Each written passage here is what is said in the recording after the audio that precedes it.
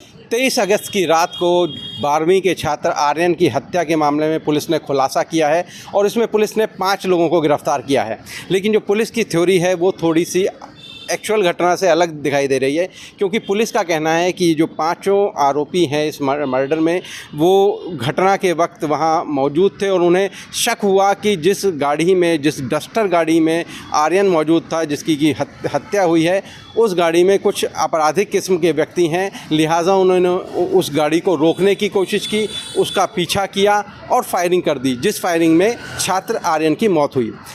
अब जो आर्यन के पिता हैं उनका बयान कुछ और है। उनका कहना है कि जो इस मामले का मुख्य आरोपी अनिल कौशिक के साथ 4 अन्य लोग भी हैं। तो जो मृतक आर्यन के पिता के मुताबिक जो अनिल कौशिक है, जब पुलिस ने उससे मिलवाया तो अनिल कौशिक ने उनके पैरों में गिरकर माफ़ी मांगी। उन्हें बताया कि ये मुझसे गलती हो गई, गलती से मुझे सूचना जो थी वो मुझे गलत थी। मुझे जो सूचना थी उसके मुताबिक इस गाड़ी में गौ तस्कर थे।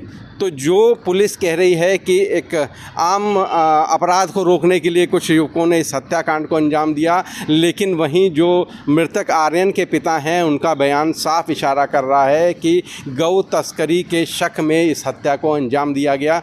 अभी पुलिस ने फ़िलहाल जो है इस मामले में प्रेस कॉन्फ्रेंस भी की है और इस बात को रखा है कि इस जो अपराध को रोकने के लिए इस हत्याकांड को अंजाम दिया गया। हालांकि जब पुलिस से ये प्रश्न किया गया कि जिस तरह की सूचनाएं मिल रही हैं और जिस तरह से मृतक के पिता का बयान है कि आरोपी जो है वो खुद मान रहा है कि उसने गौ तस्कर समझकर उस पर गोली चलाई थी, तो पुलिस का कहना है कि ये मामला अभी उनके संज्ञान में आया है। लिहाजा इस मामले पर पुलिस जो है तहकीकात करेगी।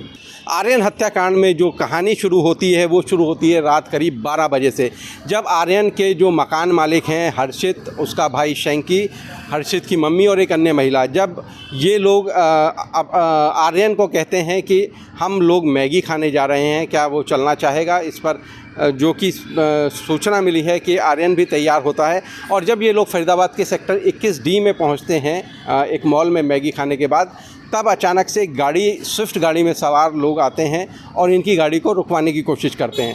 अब इस मामले में पेच ये है कि जो हर्षित है और उसका भाई शैंकी है, इनका करीब 15 दिन पहले एक झगड़ा हुआ था फरीदाबाद में ही कुछ अन्य लोगों से, जिन पर इनमें एक भाई के ऊपर 307 यानी कि हत्या के प्रयास का मुकदमा पुलिस ने दर्ज किया। तो जब इस गाड़ी ने इन्हें रोकने की कोशिश की तो जैसा कि बयान में सामने आया है, इन लोगों को लगा कि ये शायद वही लोग हैं जिनसे उनका झगड़ा हुआ है और उन्होंने शायद इन लोगों को घेर लिया है। लिहाजा इन्होंने गाड़ी भगाना शुरू किया। जो पुलिस के रिकॉर्ड के मुताबिक गाड़ी 21D से होती हुई जो अनखीर चौक है उसके पास पहुंचती है और उसके बाद फिर ये राइट साइड में टर्न लेती है और उसके बाद हाईवे पर ये लोग पलवल की तरफ भागना शुरू करते हैं। करीब 25 से ज़्यादा किलोमीटर गाड़ी चलाने के बाद टोल बैरियर जो गदपुरी पर है, टोल बैरियर आता है, जिसको अचानक से जो डस्टर गाड़ी है जिसमें अर्पित सवार था और हर्षित और शैंकी और बाकी अन्य लोग सवार थे, ये अपनी जान बचाने के लिए उस बैरियर को तोड़ देते हैं। इसी बीच जो पीछे से आ रही गाड़ी में स्विफ्ट लोग हैं वो भी इनको चेस करते हुए आ रहे थे और जब ये गाड़ी आगे पहुंचती है तो वहाँ एक ब्लॉकेड है क्योंकि हाईवे पर काम चल रहा है। तो जब डस्टर की रफ्तार धीमी पड़ती है तो पीछे से स्विफ्ट गाड़ी में सवार लोग फायरिंग करते हैं जो कि अर्पित को आकर लगती है। इसके अलावा जब अर्पित को गोली लग जाती है तो बताया जाता है कि हर्षित जो कि गाड़ी चला रहा था उसने गाड़ी को रोका। इसी बीच जो पीछे से लोग चेस करते आ रहे थे उसने आगे आकर फिर एक हर्षित को गोली मारी सीने में और जिसके बाद हर्षित की मौत हो गई।